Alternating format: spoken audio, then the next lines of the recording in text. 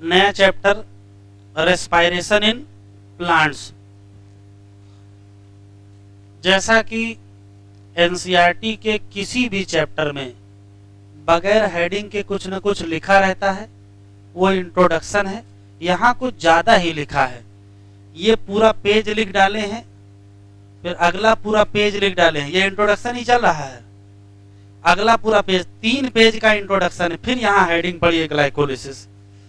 तो इनका बहुत बड़ा इंट्रोडक्शन है और इंट्रोडक्शन में क्वेश्चन बहुत कम है, तो ज़्यादा पॉइंट नहीं, लेकिन कुछ पॉइंट केवल लिख लेने हैं। बाकी कहानी बहुत सारी यहाँ है, तो छोटे छोटे टुकड़ों में बांट के लिख लेते हैं। तो चैप्टर रेस्पायरेशन इन प्लांट और हेडिंग इंट्रोडक्शन।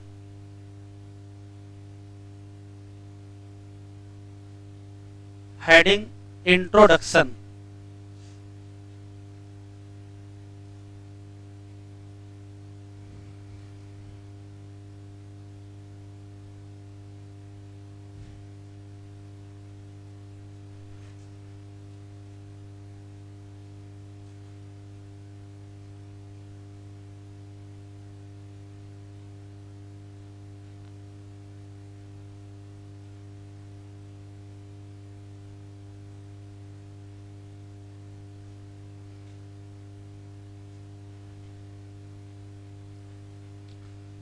देख ले, जो पहले पेज में कहानी लिखी है उसमें लिखा क्या है। तो उसमें बहुत सारे केवल सवाल लिखे हैं कि हम सांस लेते हैं, हाँ, क्या पौधे सांस लेते हैं, पता नहीं। अच्छा, सांस लेते हैं तो कहाँ से लेते हैं, उनके पास नाक तो नहीं है, हमारे पास नाक है। फिर क्या है, हम जिंदा हैं, हाँ, वो भी जिंदा है, हाँ, उनके पास एनर्जी है, तो फिर हाँ, हमारे पास भी एनर्जी है।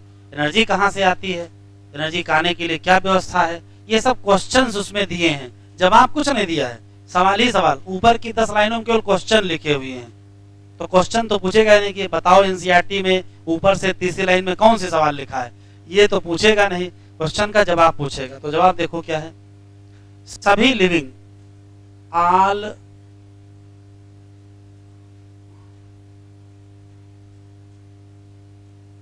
सभी लिविंग ऑर्गेनिज्म को क्या चाहिए। तो सबकी एक ही आवश्यकता है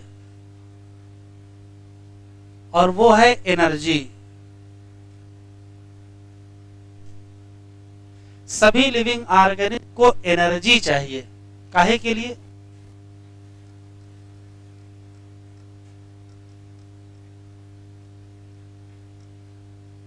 फॉर लाइफ प्रोसेस। अब लाइफ में बहुत सारी प्रोसेस है, डाइजेशन है, रेस्पायरेशन, सर्कुलेशन, मूवमेंट, दुनिया भर की एक्टिविटीज होती हैं।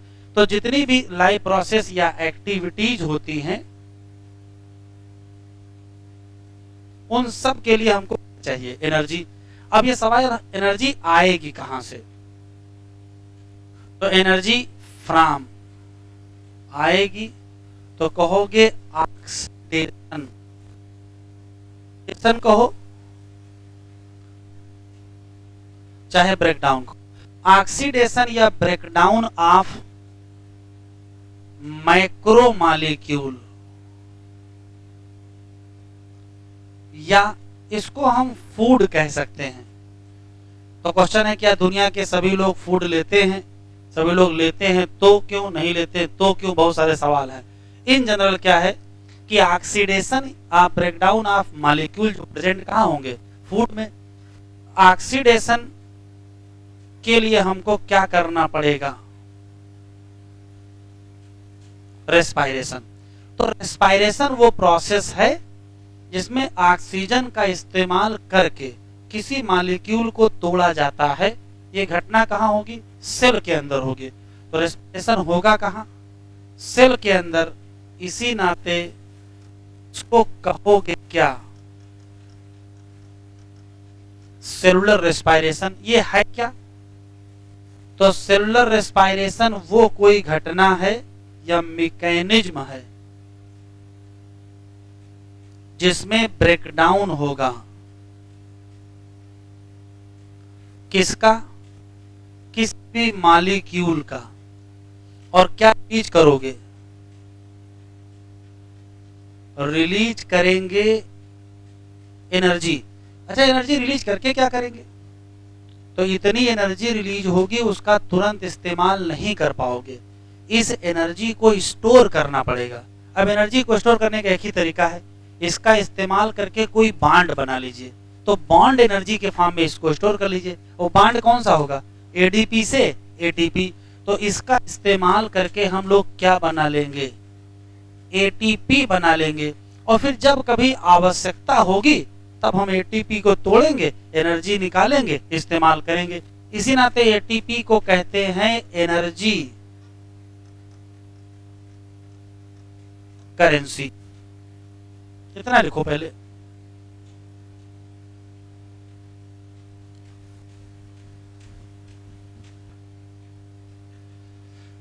सेलुलर रेस्पायरेशन में जिनके ब्रेकडाउन से एनर्जी निकाली जाती है उनको कहते हैं रेस्पायरेटरी सबस्ट्रेट।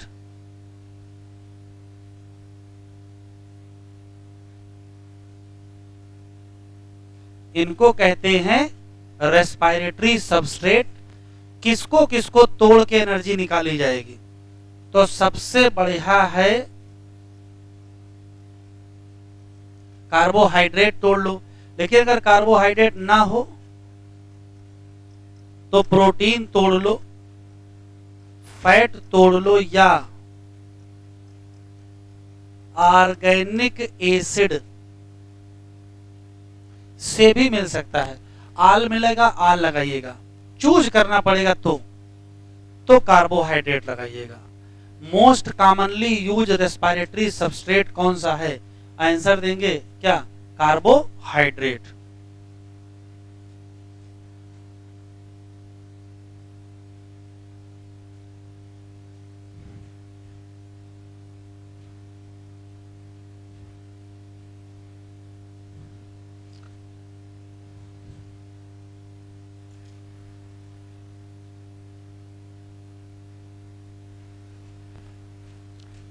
बढ़े आगे। किसी भी सबस्ट्रेट के ब्रेकडाउन से जो एनर्जी निकलेगी वो एक स्टेप में निकलेगी, कई स्टेप में? तो कहोगे मल्टी स्टेप ब्रेकडाउन होता है। एक ही बार में सारी एनर्जी क्यों नहीं निकाल लेते हैं? तो अगर एक बार में सारी एनर्जी निकाल लेंगे तो बहुत सारी एनर्जी हीट के फॉर्म में वेस्ट हो जाएगी। बड़ी मुश्किल से वो खाने को फूड मिला है, आपने उसका डाइजेशन किया, फिर उसका ब्रेकडाउन का नंबर आया। तो ब्रेकडाउन के समय बहुत सावधानी से तोड़िए। जैसे किसी मोटरसाइकिल में टंकी में पेट्रोल भरा हुआ है तो उसमें से एक एक बूंद पेट्रोल निकलता है और तब मोटरसाइकिल बहुत तेज चलती है।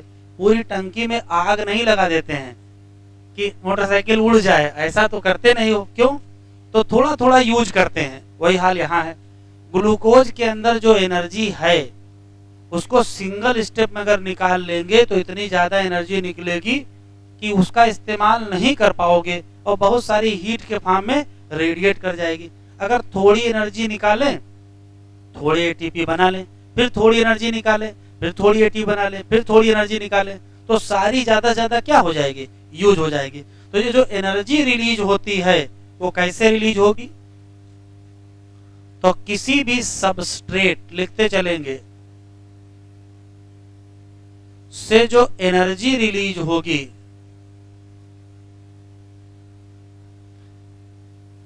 वो ब्रेकडाउन से होगी इन मल्टी स्टेप। ऐसा क्यों करेंगे? क्योंकि अगर सिंगल स्टेप में करेंगे तो बहुत सारी हीट के फॉर्म में क्या हो जाएगी? लॉस। जैसे मान लेते हैं सबस्ट्रेट कोई ए है तो पहले इसको बी में कन्वर्ट कर लीजिए, बी को सी में कन्वर्ट कर लीजिए, सी को डी में कन्वर्ट कर लीजिए और डी को ई में कन्वर्ट कर लीजिए। और सभी स्टेप में थोड़ी थोड़ी क्या निकलती जाएगी? एनर्जी निकलती जाएगी। और सभी स्टेप में क्या बनाते जाओगे? इसी का यूज करके एटीपी बनाते जाओगे। तो अगर ऐसा कुछ कर लिया जाए कि ब्रेकडाउन मल्टी स्टेप किया जाएगा तो ज्यादा से ज्यादा एनर्जी क्या कर पाओगे, यूटिलाइज कर पाओगे।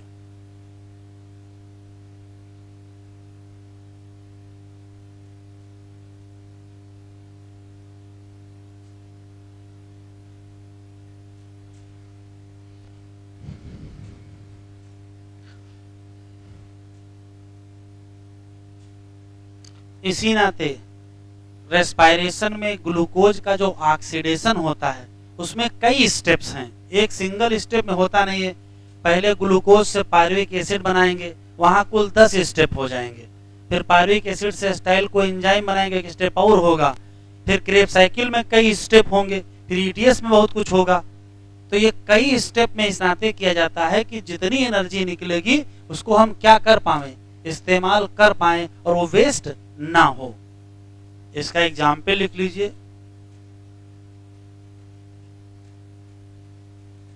ग्लूकोज ब्रेकडाउन या oxidation in many step, result क्या होगा, मोर एटीपी सिंथेसिस। एक चीज और पढ़ लीजिए, फिर थोड़ा एनसीईआरटी पढ़ लेते हैं।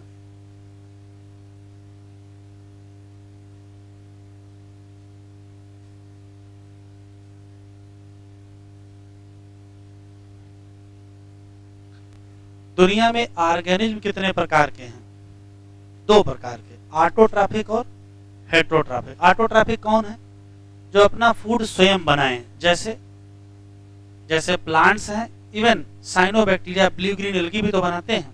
और जो अपना फूड ना बनाए वो हेटेरोट्रॉफ, जिसमें एनिमल्स आएंगे। शुरू करें, ये भी सब लिखने वाला है तो जरा लिख लीजिए। ये सब इसी इंट्रोडक्शन में दिया है। ऑर्गेनिज्म 2 कैटेगरी के हो गए, ऑटोट्रॉफिक और हेटेरोट्रॉफिक।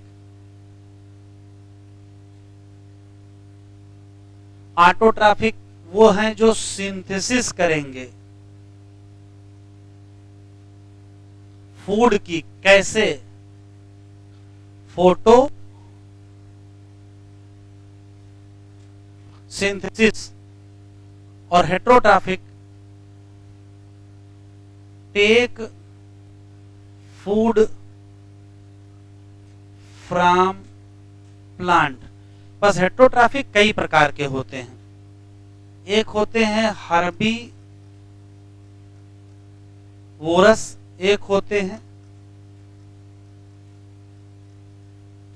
कार्निवोरस, और एक होते हैं सेप्रोफाइट। हर्बीवोरस कौन होते हैं, जो पौधे से सीधे फूड ले ले, उसी को खा जाएं, डायरेक्ट फ्रॉम प्लांट, पौधा ही खा गए। एक क्या है, नहीं, जिसको पौधे को जो खाएगा हम उसको खा जाएंगे। तो अगर एनिमल को खाएंगे तो एनर्जी कहां से मिलेगी, एनिमल से, लेकिन उसके पास कहां से आई थी, प्लांट ही से तो आई थी। तो ये लोग कौन है, फ्रॉम एनिमल,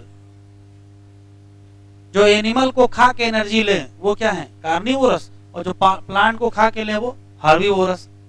और जो इन दोनों के मर जाने पर इंतजार करेंगे कब मरेंगे तब खाएंगे, डेड एंड डिके से ले वो सेप्रोफाइट।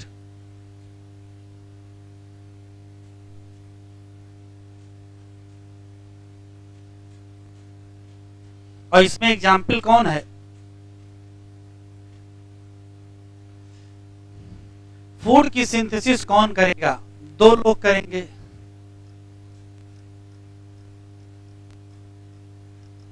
साइनोबैक्टीरिया और ग्रीन प्लांट। बस कमाल की बात यह है कि ग्रीन प्लांट में क्या पूरी सेल फोटोसिंथेसिस करती है, नहीं, उसमें भी सिर्फ लीफ की मीजोफिल ही तो करेंगे, लेकिन फिर जाइलम भी है, फ्लोएम भी है, दुनिया भर की और भी तो सेल हैं, उन सबको फूड कैसे मिलेगा?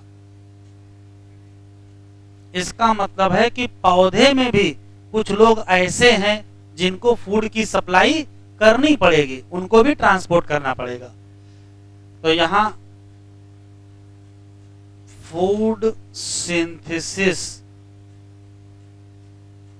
ओनली इन ग्रीन पार्ट, तो फिर क्या करना पड़ेगा? फूड का ट्रांसपोर्ट करना पड़ेगा, किसमें? Non green part. बहुत कहानी लिखी हुई, 3 पन्ना पूरे लिखे हैं।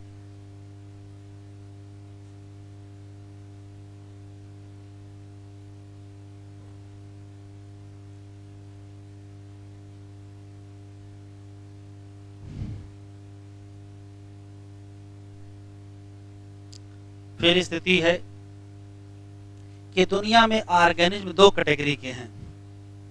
देखो, सभी लोगों को फूड का ब्रेकडाउन करना है, सभी लोगों को एनर्जी निकालनी है, लेकिन फूड का ब्रेकडाउन करेंगे कैसे? तो विद हेल्प ऑफ ऑक्सीजन करेंगे। अब अगर ऑक्सीजन की मदद से तोड़ोगे तो एरोबिक रेस्पिरेशन होगा, और बिना ऑक्सीजन तोड़ दिए तो एनाएरोबिक हो जाएगा। तो रेस्पिरेशन के हिसाब से ऑर्गेनिज्म 2 कैटेगरी के हैं, एरोबिक और एनाएरोबिक। एरोबिक की स्थिति क्या है? Breakdown with help of oxygen, और एनाएरोबिक ब्रेकडाउन विदाउट ऑक्सीजन। लिखें, ये सब उन्हीं इंट्रोडक्शन में लिखा, अभी एनसीईआरटी अंडरलाइन करेंगे तो देखेंगे।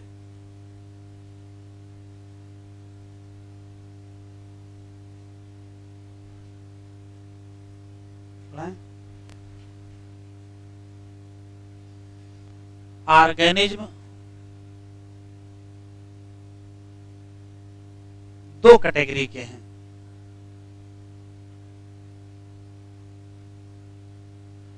एरोबिक। कौन लोग? तो ये ब्रेकडाउन करेंगे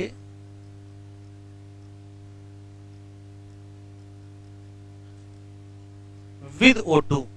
तो दूसरे कौन है? आयन एरोबिक करेंगे। कौन है? Breakdown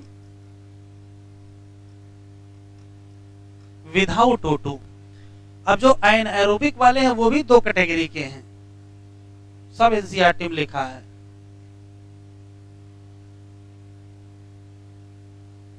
facultative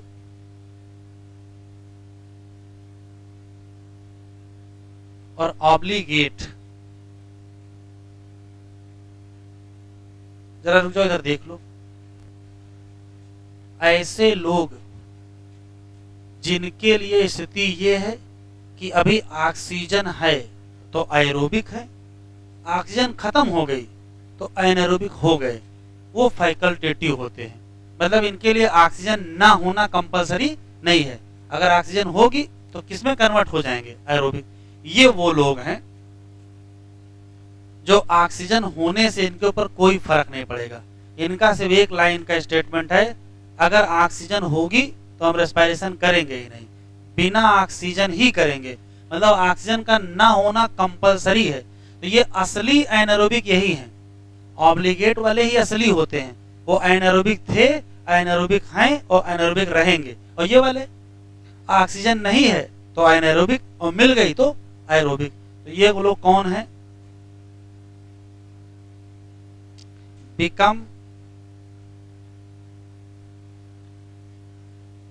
aerobic when O2 available.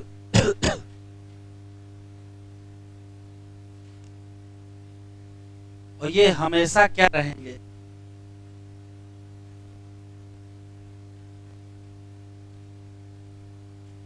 इनके लिए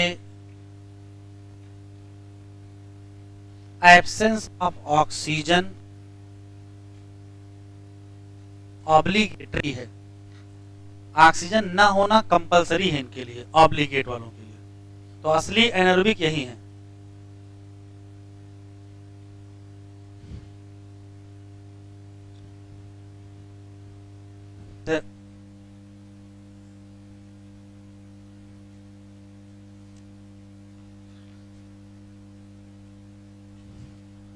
रेस्पायरेशन इन प्लांट, क्या अंडरलाइन करें, कुछ नहीं क्यों सुनते जाओ। हम सब लोग सांस लेते हैं जिंदा रहने के लिए। Why breathing is so essential for life. What happen when we breathe, जब हम सांस लेते हैं तो क्या होता है। क्या सभी लिविंग ऑर्गेनिज्म सांस लेते हैं, फिर कैसे लेते हैं, क्या माइक्रोब भी सांस लेते हैं। ऑल लिविंग ऑर्गेनिज्म को क्या चाहिए, एनर्जी चाहिए। काहे के लिए, डेली एक्टिविटी के लिए। अब वो एक्टिविटी कोई भी हो, अब ये एनर्जी कहाँ से आएगी। क्या सब लोग खाना खाते हैं, लिखा है, फिर कैसे खाते हैं, कैसे एनर्जी इस्तेमाल करते हैं। क्या पौधे भी खाते हैं, क्या माइक्रोब भी खाते हैं, क्या हम भी खाते हैं, सब कहानी चल रही है, कोई मतलब नहीं है। यू में वंडर, आश्चर्यचकित मत होना, कह रहा इतने सारे क्वेश्चन उठाओगे इसमें सब उलझ जाओगे। यहां से हाईलाइट करो एक लाइन, ये वाली।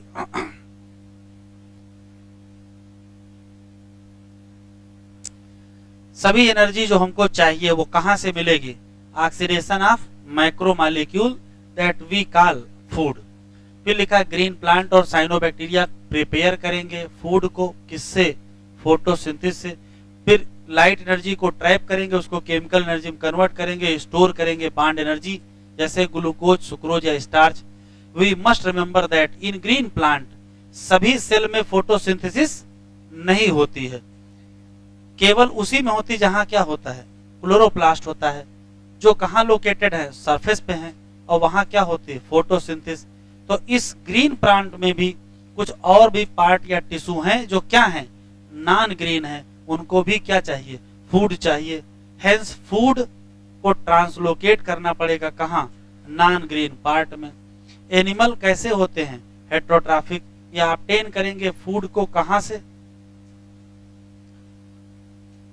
तो अगर सीधे पौधे से ले लिए तो नाम, और सीधे नहीं लिए एनिमल से ले लिए तो, और या तो कैसे होंगे, सेप्रोफिटिक जैसे fungi. What is important to recognise that ultimately all the food जो रिस्पायर होता है लाइफ प्रोसेस में, वो सब कहां से आता है, फोटोसिंथेसिस। इस चैप्टर में क्या पढ़ेंगे, तो पढ़ेंगे ये सेलुलर रेस्पायरेशन, यहां से टिक कर लो। ये वो मैकेनिज्म है जिसमें ब्रेक डाउन करेंगे food material within the cell to release energy and trap this energy for synthesis of ATP. ये एक लाइन है।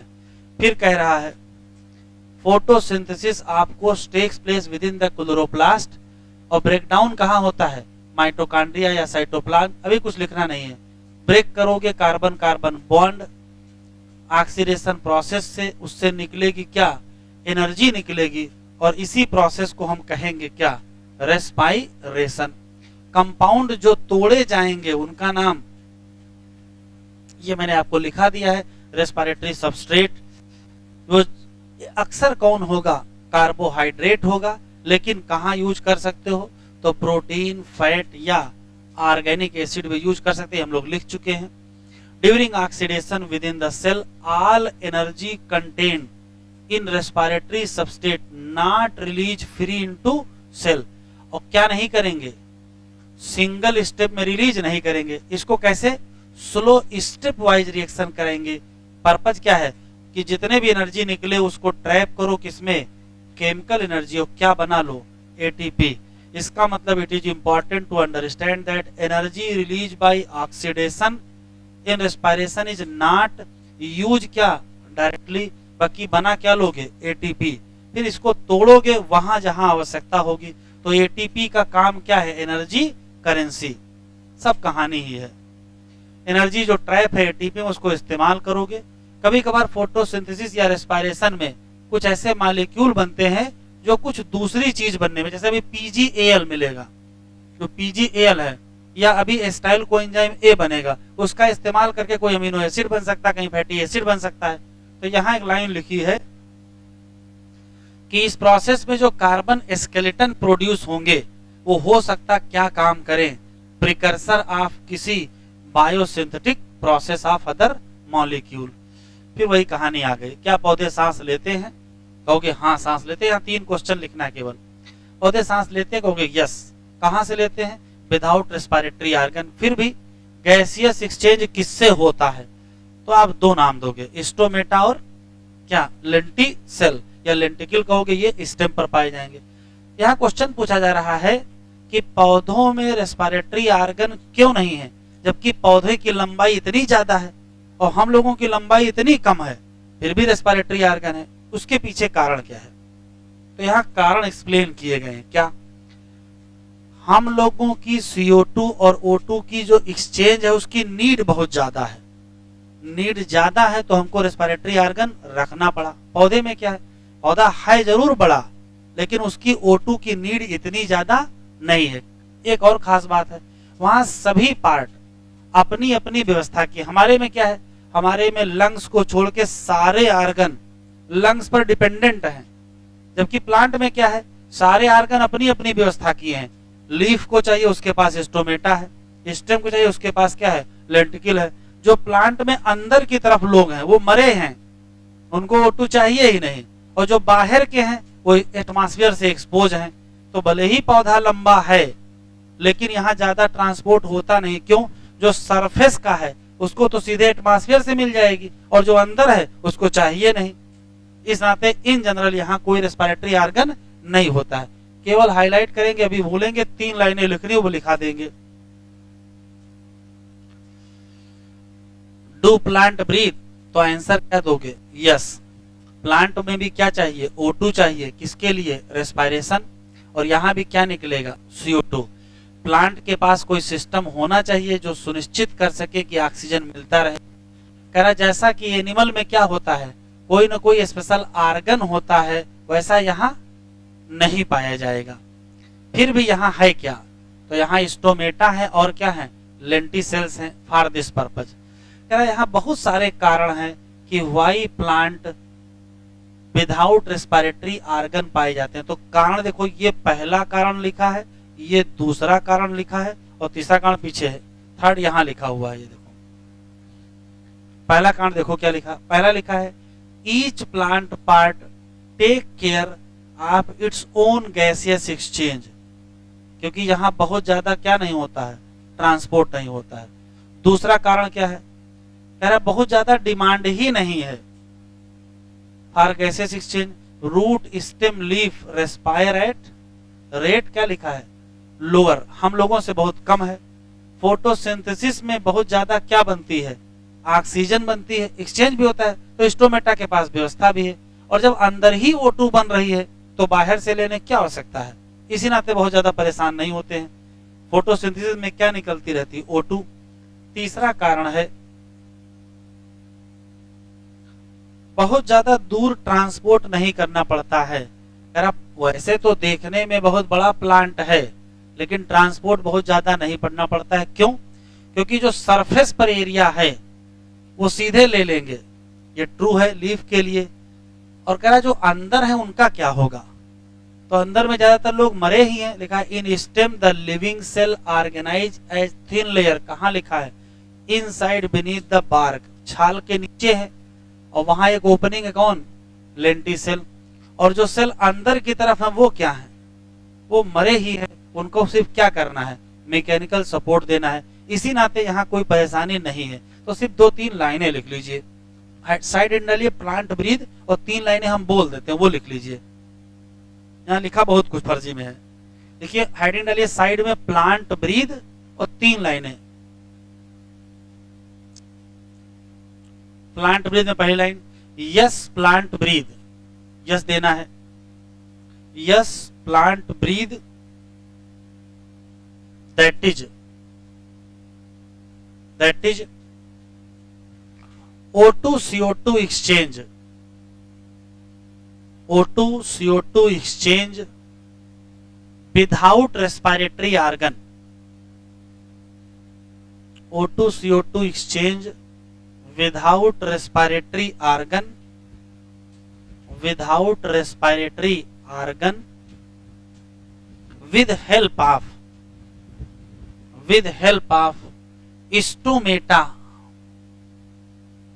with help of stomata and ये देखो लिखा है lenticels, stomata and lenticels, stomata and lenticels. एक line और लिख लीजिए, मेनी रीजन, बहुत सारे रीजन हैं, many reason for absence of respiratory organ in plant, absence of respiratory organ in plant. लिखने की कोई आवश्यकता नहीं, चाहो तो एक दो लाइन लिख लो, इसमें भाई बोल देते हैं।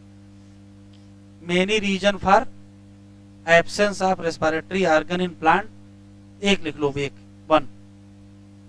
पहला reason, each plant part, each plant part take care own, अपनी जिम्मेदारी स्वयं देखते हैं। Each plant part take care own, each plant part take care own, अपनी व्यवस्था रखते हैं। दूसरा है लिटिल ट्रांसपोर्ट, बहुत कम ट्रांसपोर्ट करना पड़ता है। तीसरा इनर पार्ट डेड है, इनर पार्ट डेड। चलो भैया फर्जी कहानी बहुत हो गई है, अभी ये लाइन लिखाएंगे, देख लीजिएगा। अगर क्वेश्चन पूछा जाए कंप्लीट कंबसन करना है किसका, ग्लूकोज का, और क्या बनाना है, CO2 और वाटर, ये रिएक्शन दी है। एक क्या है ग्लूकोज, 6 क्या है O2, 6 क्या है CO2, 6 वाटर और क्या एनर्जी। तो ये जो एनर्जी निकली है इसको यूज करके क्या बना लेंगे, ATP। एक लाइन टिक करके लिख लीजिए जरा, फ्रेश पॉइंट है, लिख लीजिए complete combustion of glucose, complete combustion of glucose, बस यहां तक लिखिएगा। उसके नीचे ये रिएक्शन लिख दीजिए।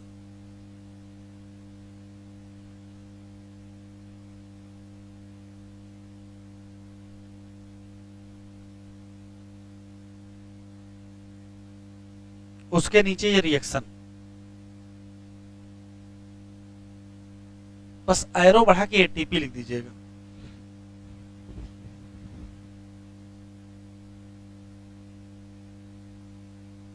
और इस एरो के ऊपर लिख दीजिए यहां ऑक्सीडेशन।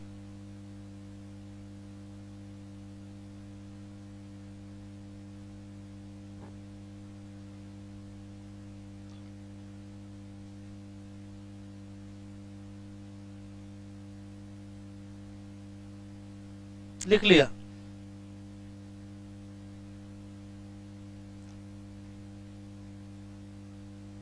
यहां वो फर्जी कहानी लिखी है क्या, कि इस प्रकार से तोड़ेंगे कि एनर्जी वेस्ट ना हो, सारे धीरे धीरे क्या करेंगे, स्टेप में तोड़ेंगे। तो यहां लिखा है कि मॉलिक्यूल को इस प्रकार से तोड़ा जाए कि जो लिबरेटेड एनर्जी हो वो वेस्ट ना हो, किस फॉर्म में, हीट के फॉर्म में। Oxidised glucose molecule not in one step, जबकि क्या होंगे स्मॉल स्टेप, धीरे धीरे क्या होगा, लार्ज अमाउंट ऑफ एनर्जी निकलेगी और उससे हम लोग क्या बना लेंगे, ATP बना लेंगे। फिर यहाँ वो कहानी दी है कि दुनिया में 2 लोग के हैं, सामान्यतः ऑक्सीजन का इस्तेमाल होता है, कार्बन डाइऑक्साइड निकलती है, एनर्जी निकलती है। कंबसन में ऑक्सीजन चाहिए, लेकिन दुनिया में कुछ सेल हैं जो बिना ऑक्सीजन के भी ये काम कर सकते हैं। तो ये यहाँ क्वेश्चन लिखा है, can you think of such situation an organism where O2 not available. O2 available नहीं होगी तो एरोबिक वाले खत्म हो जाएंगे, एनारोबिक वाले बच जाएंगे। कह रहा इसके बहुत सारे कारण हैं ये मानने के लिए, तो जो मानना इसको हाईलाइट करो। First cell on this planet live in atmosphere that lack oxygen, ये लाइन काम की है। धरती पर जो पहली सेल पैदा हुई वो किस एनवायरमेंट में, एरोबिक की एनएरोबिक, तो आंसर देंगे एन एरोबिक।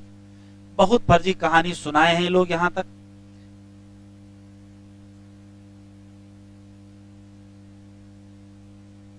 रियल में चैप्टर अब शुरू होगा, तो फ्रेश पेज से लिखिएगा स्टेप ऑफ रेस्पिरेशन। पढ़ाएंगे नहीं, देख तो लो स्टेप में क्या है। ग्लाइकोलिसिस थोड़े खत्म हो जाएगा, 1 घंटा का टॉपिक है। स्टेप ऑफ रेस्पायरेशन, उस रेस्पायरेशन में कितने स्टेप पढ़ना है और सभी स्टेप का क्या राइट सीक्वेंस है, कहां कहां घटनाएं होती हैं, वो जनरल बात यहां पढ़ेंगे हम लोग। Step of respiration. तो रियल में चैप्टर हम लोग यहां से स्टार्ट करेंगे, यहीं से क्वेश्चन आने शुरू होंगे।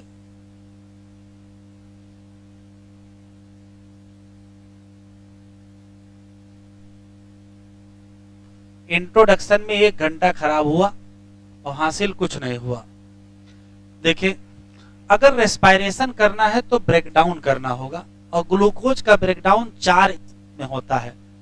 तो पहला हमारे साथ ही लिखते चलेंगे, स्टेप 1 कहते क्या हो? तो पहले स्टेप को कहते हैं ग्लाइकोलिसिस।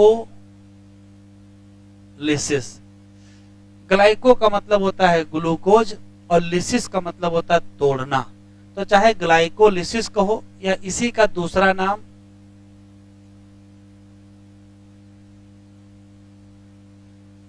ईएमपी पाथवे होता है। और ये खास बात है, ये होता कहां है? ये साइटोप्लाज्म में होता है और इन एब्सेंस ऑफ ऑक्सीजन होता है।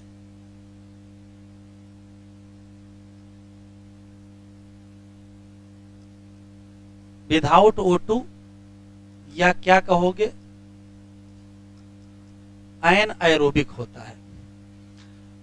फिर स्टेप 2 आएगा।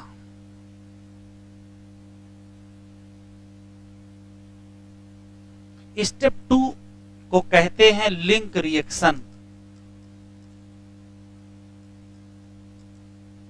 या इसका दूसरा नाम, इसका दूसरा नाम ही आपके काम का है।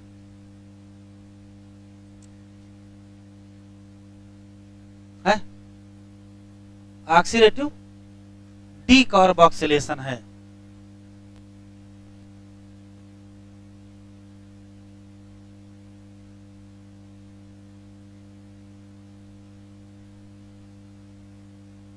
अच्छा, डीकार्बोक्सिलेशन का क्या मतलब होता है?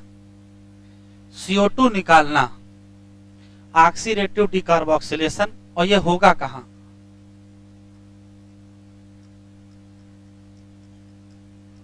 Matrix of mitochondria. फिर स्टेप 3 आएगा, इसको कहते हैं क्रेब साइकिल, या इसी का नाम सिट्रिक एसिड साइकिल या TCA cycle, try carboxylic acid cycle. और ये भी कहां होता है?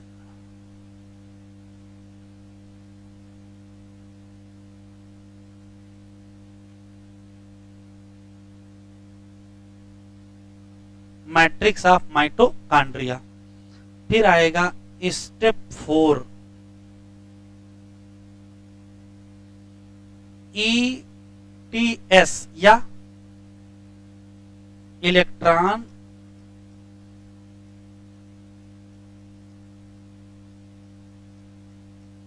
ट्रांसपोर्ट सिस्टम, या इसका दूसरा नाम बता दो बस। पिछले साल मैचिंग में आया है, ये सब लिखे नाम, मैच करने थे। Oxidative phosphorylation,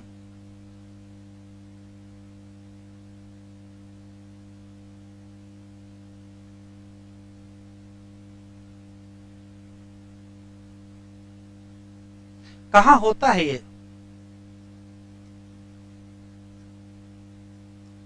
inner membrane of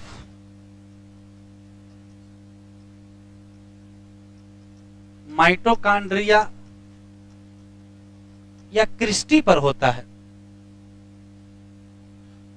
तो आपसे क्वेश्चन ये है, एंजाइम ऑफ ग्लाइकोलिसिस कहां है, एंजाइम ऑफ क्रेब्स साइकिल कहाँ है और एंजाइम ऑफ ईटीएस कहाँ है? तो ग्लाइकोलिसिस के एंजाइम साइटोप्लाज्म में, क्रेब्स साइकिल के एंजाइम मैट्रिक्स में, और ईटीएस के एंजाइम कहाँ? Inner membrane of mitochondria.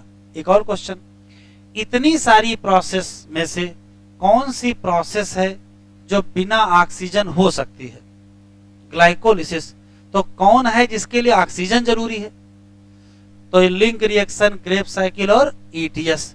तो आप आराम से सोच के बताएं, यदि कोई ऑर्गेनिज्म एनएरोबिक है, यदि कोई ऑर्गेनिज्म एनएरोबिक है तो बताओ उसमें इसमें से कौन कौन सी प्रोसेस होंगी? सिर्फ ग्लाइकोलिसिस। और अगर कोई एरोबिक है तो ग्लाइकोलिसिस भी होगी और स्वप भी हो जाएंगे। तो कौन सी है जो सभी में होगी? एरोबिक में भी और एनारोबिक में भी। फिर से सुन लीजिए, इसमें से कौन सी प्रोसेस है जो बिना ऑक्सीजन हो सकती है? ग्लाइकोलिसिस। कौन सी प्रोसेस है जिसके लिए O2 कंपलसरी है? लिंक रिएक्शन, क्रेब्स साइकिल, और ये सब O2 के प्रेजेंस में होंगे। एक बात। फिर सवाल है कि अगर कोई एनएरोबिक है तो उसमें कौन सी प्रोसेस होगी? तो कहोगे सिर्फ ग्लाइकोलिसिस होगी। और अगर कोई एरोबिक है तो ग्लाइकोलिसिस भी होगी और बाकी भी होंगी।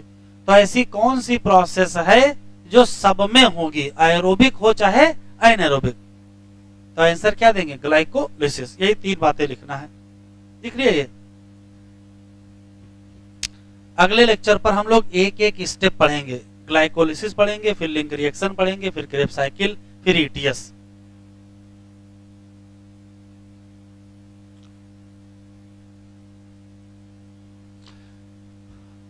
पॉइंट्स लिख लीजिए।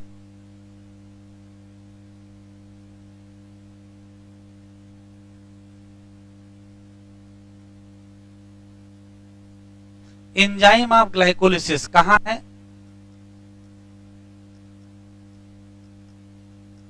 है कहां? साइटोप्लाज्म। दूसरा,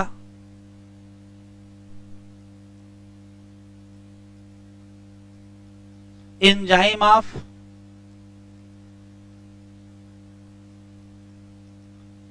link reaction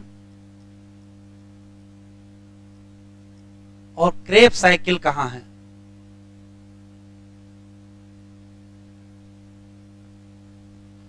matrix of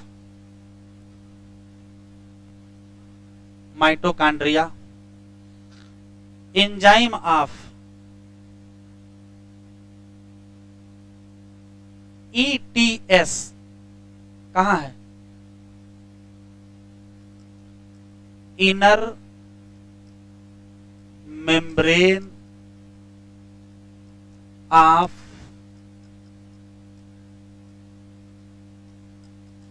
mitochondria.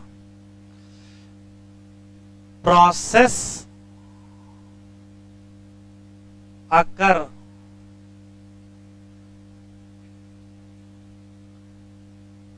without O2, glycolysis.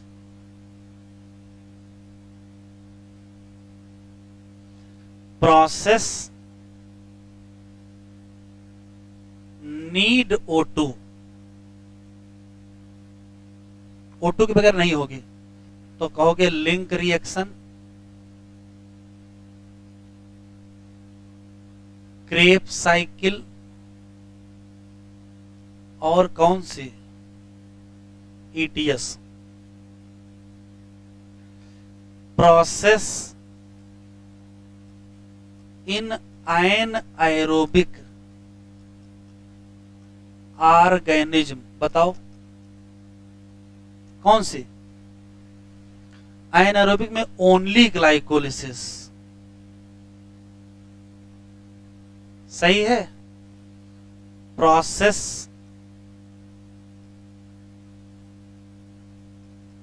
In aerobic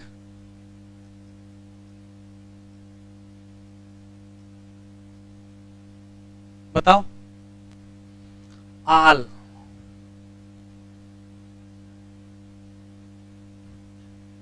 glycolysis and other सब हो जाएंगे।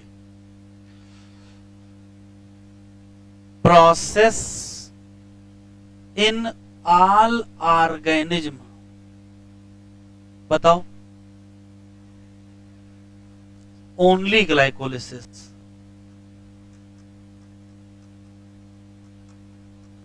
क्वेश्चन बदल बदल के आंसर आएगा। कौन सी प्रोसेस है जो एनारोबिक में है, केवल ग्लाइकोलिसिस। कौन सी है जो एरोबिक में है, कहोगे सब, चाहे ग्लाइकोलिसिस हो चाहे बाकी हो। कौन सी है जो सभी में होगी, तो आंसर क्या देंगे, ग्लाइकोलिसिस। अगले चैप्टर पर चुन चुन के पढ़ेंगे, पहले ग्लाइकोलिसिस, फिर लिंक रिएक्शन, फिर क्रेब्स साइकिल, फिर ईटीएस। और अगले चैप्टर अगले लेक्चर पर ही टेस्ट है इसका, ब्रीथिंग है, बॉडी फ्लूइड है, स्कीटरी और लोकोमोशन।